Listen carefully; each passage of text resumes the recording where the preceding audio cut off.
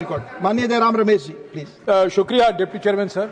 I am speaking after a former colleague of mine.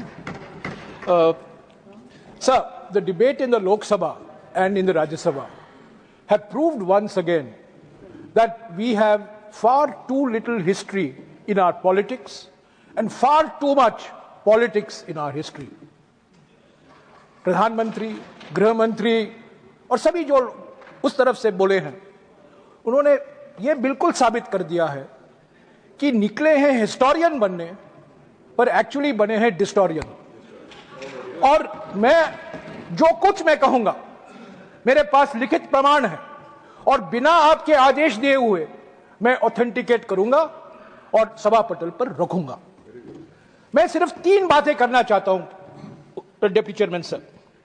Vande Mataram किताब पर 1937 और 1940 के बीच में जो बहस हुआ वंदे मातरम को लेकर देश में, और तीसरा बंकिम चंद्र चट्टोपाध्याय के बारे में मैं कुछ कहना चाहता हूं, जिसको आज हम नमन करते हैं, जिसको हम याद कर रहे हैं। Sir, first thing I want to start, Rajendra Prasad, doctor Rajendra Prasad writes to Sardar Vallabhbhai Patel on the 28th of September 1937, raising concerns and worries prevalent in large sections of our political system on Vande Mataram and requesting Sardar Patel that the Congress Working Committee should take a stand. क्या यह तुष्टिकरण था?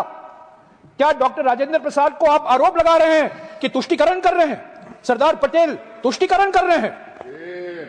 Sir, दूसरी बात, 16 अक्टूबर 1937, कल हमारे LOP ने भी जिक्र किया, 16 अक्टूबर 1937 नेताजी सुभाष चंद्र बोस रविंद्रनाथ टैगोर को लिखते हैं, गुरुदेव रविंद्रनाथ टैगोर को लिखते हैं, और मेरे पास ओरिजिनल बंगाली खत है जिसका अनुवाद भी है जो मैं टेबल पर रखूंगा। और नेताजी सुभाष चंद्र बोस गुरुदेव से पूछते हैं, गुरुदेव बड़ी चिंता है वंदे मातरम को लेकर, कांग्रेस पार्टी का क्या स्टैंड होना चाहिए, कांग्रेस वर्किंग कमेटी में इस पर क्या बहस होनी चाहिए? आपसे बेहतर और कोई व्यक्ति नहीं है हमें सलाह देने का, और वो गुरुदेव से एडवाइस मांगते हैं। तीसरी बात, रविंद्रनाथ टैगोर नेताजी सुभाष चंद्र बोस को वापस लिखते हैं 19 तारीख 1937। सर, ये मैं बहुत कोशिश की, मुझे इनका खत नहीं मिला, पर कल रात को खूब प्रयासों के बाद मैंने एक किताब ढूंढा, और ये किताब किसने लिखा था? तृणमूल कांग्रेस के एक पूर्व सांसद प्रोफेसर सुगाता बोस। प्रोफेसर सुगाता बोस कौन थे? शरद चंद्र बोस के पोते। और शरद चंद्र बोस कौन थे?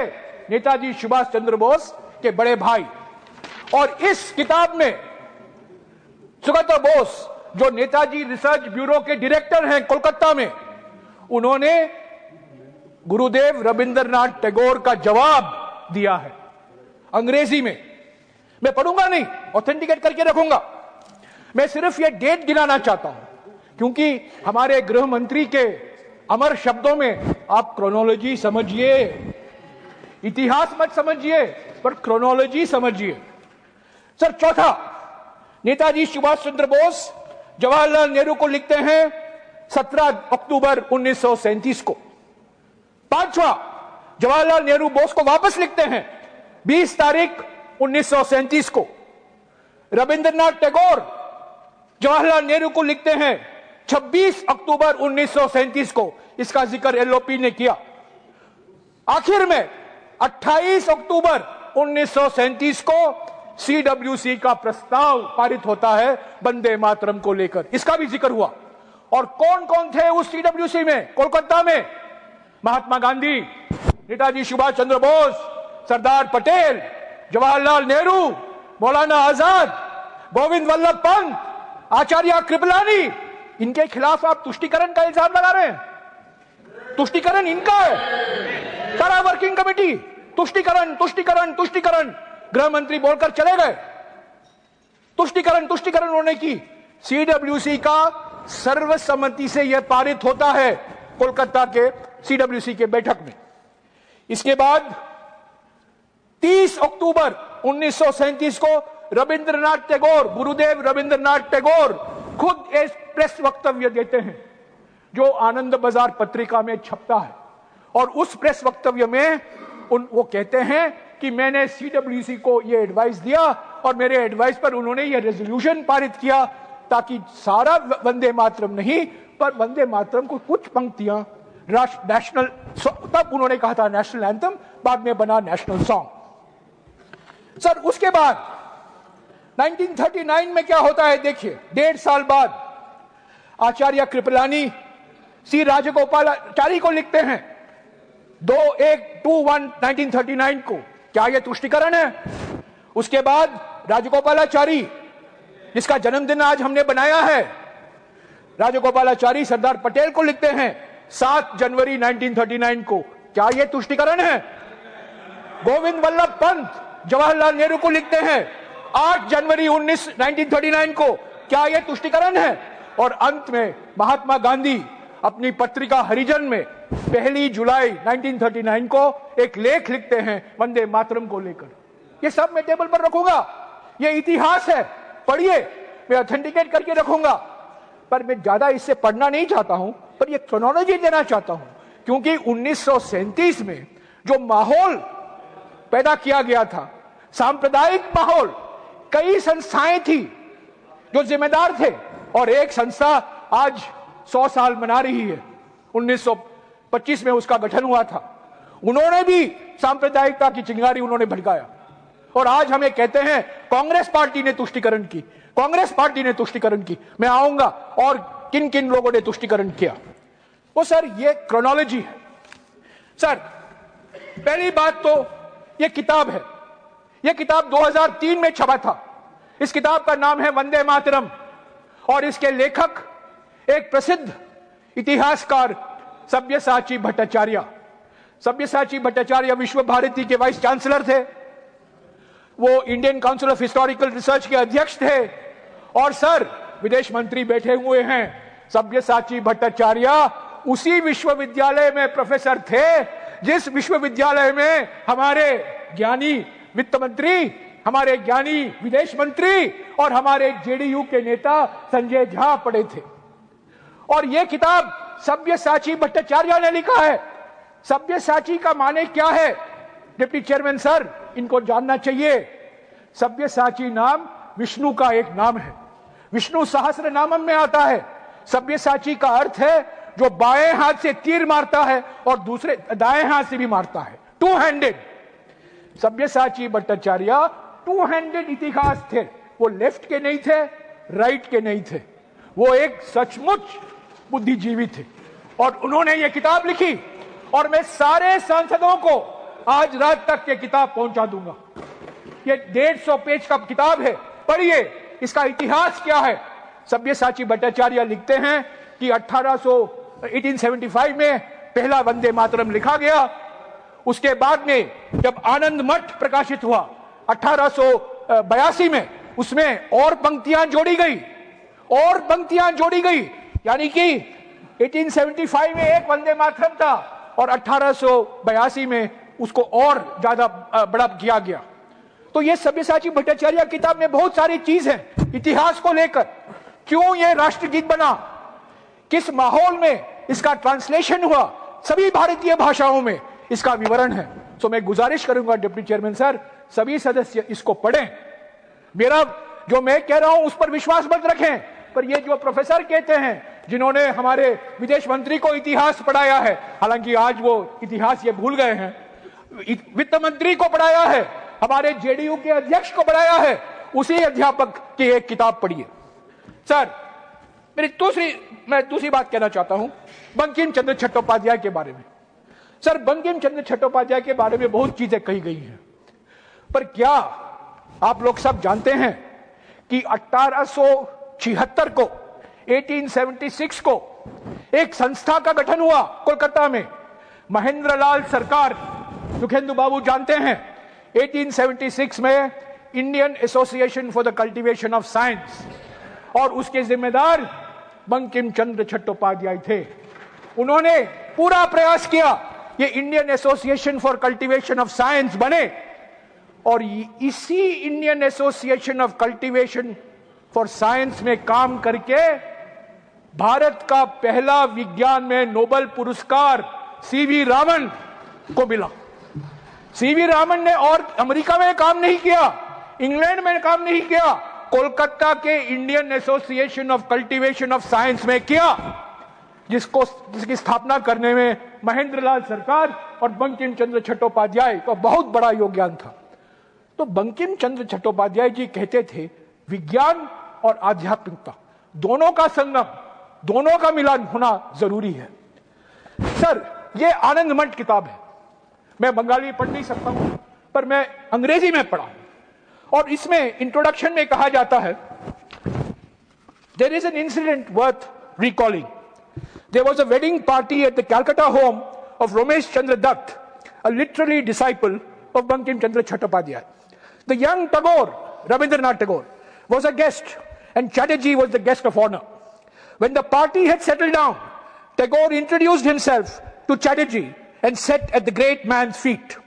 Dutt, himself a big name in the world of literature, made a speech in praise of Bankim Chandra Chattopadhyay and placed a garland of flowers around the great novelist's neck.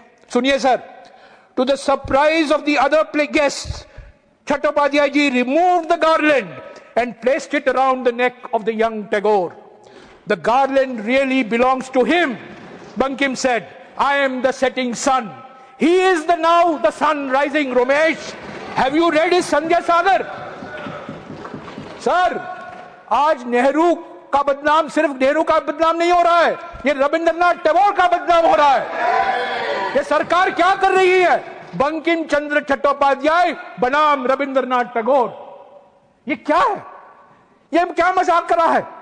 Gurudev Rabindranath Tagore का अपमान, गुरुदेव रविंद्रनाथ टैगोर का बदनाम, निकले हैं नेहरू जी का अपमान करने, पर असली बात है इन्होंने रविंद्रनाथ टैगोर, गुरुदेव रविंद्रनाथ टैगोर, जनगण मन के लेखक, गीतांजलि के लेखक, नोबेल पुरस्कार 1913 में उनका अपमान किया है, और कहते हैं नेहरू ने तुष्टीकरण किया। सर, बंकिम बाबू के बारे, बंकिम चंद्र चटर्जी के बारे में आखिरी वक्त, उन्होंने बंगला में, बंगा दर्शन में 1880 और 1885 के बीच में कुछ लेख लिखे, वो बंगाली में तक ही सीमित थे। 2002 में इसका अनुवाद किया गया, और इसका अनुवाद, सर मेरी बंगाली को माफ कर दीजिए, हम ये बंगला बोलते पारी, बुझते पारी ना, बोलते पारी ना, बुझते पारी, सॉरी।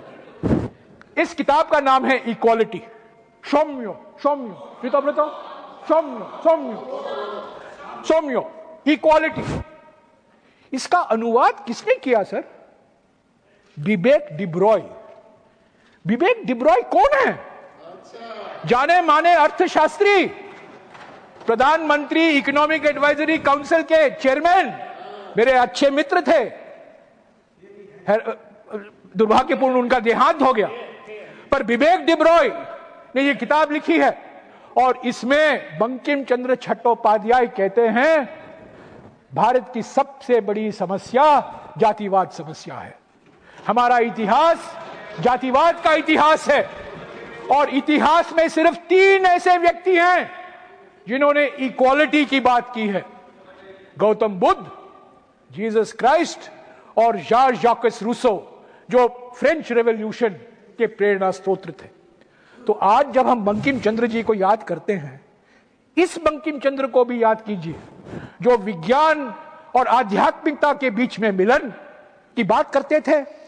वही बंकिम चंद्र जी जिन्होंने यह सौम्य लिखा, जिसमें कहा गया है कि भारत के समाज पर शाप है, भारत की संस्कृति पर जातिवाद एक भयंकर शाप है, उसको तो आप भूल जाते हैं और वंदे मातरम का मंत्र जपते रहते हैं। सर, आखिर में मैं 2 मिनट में खत्म कर देता हूं सर। तुष्टीकरण, गृह मंत्री और मेरे बाद हमारे लीडर ऑफ द हाउस, फर्क यही है गृह मंत्री और लीडर ऑफ द हाउस में कि गृह मंत्री अपने चेहरे पर नाराजगी दिखाते हैं, तुष्टीकरण जब कहते हैं, पर लीडर हाउस हंस के तुष्टीकरण कहेंगे, तो हमें चुभता नहीं है इतना, पर मुझे कोई शक नहीं है कि वो भी तुष्टीकरण की बात करेंगे। सर, तुष्टीकरण का माने क्या है सर? जब श्यामा प्रसाद मुखर्जी AK फजलुल हक के साथ कोएलिशन गवर्नमेंट का एक अंग बनते हैं, वही फजलुल हक जो 23 मार्च 1940 को पाकिस्तान रेजोल्यूशन मूव करता है लाहौर में, वो तुष्टीकरण नहीं है।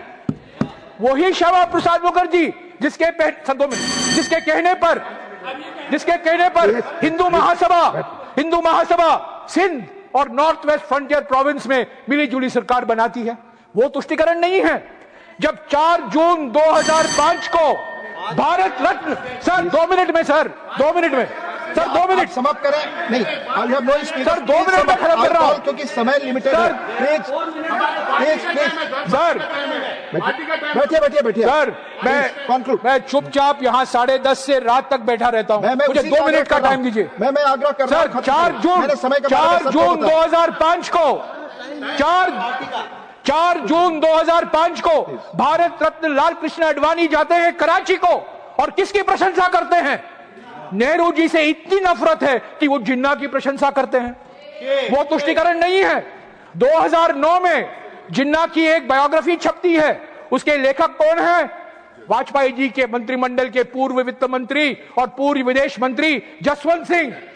नेहरू से इतनी नफरत कि आप जिन्ना को गले लगाओगे? आपने लिख कर दिया तो सर, प्लीज नो, मैं यही कहूंगा सर,